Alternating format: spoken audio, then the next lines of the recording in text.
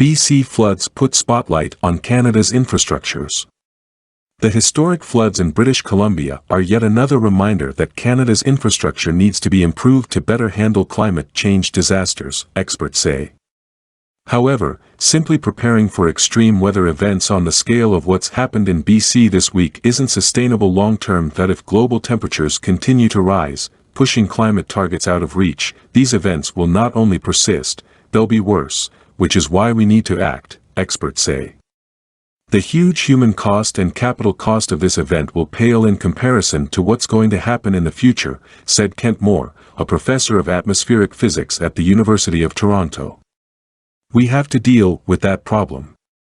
In the southern BC, torrential rainfall that fell earlier this week has led to flooding, landslides and mudslides that damaged highways, triggered evacuations and isolated thousands of people. Environment Canada has called the weather event an atmospheric river, which poured hundreds of milliliters of rain on communities, including 174 millimeters in the District of Hope and 154.6 millimeters in the City of Chilliwack on Sunday alone.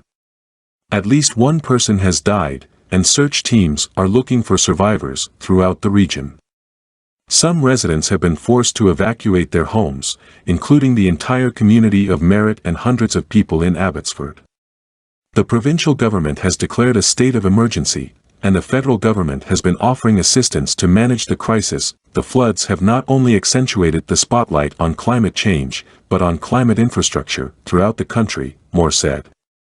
Infrastructures, like sewer systems, water pumping stations and dams, are designed for a certain range of weather extremes, but the frequency of these is changing, he said.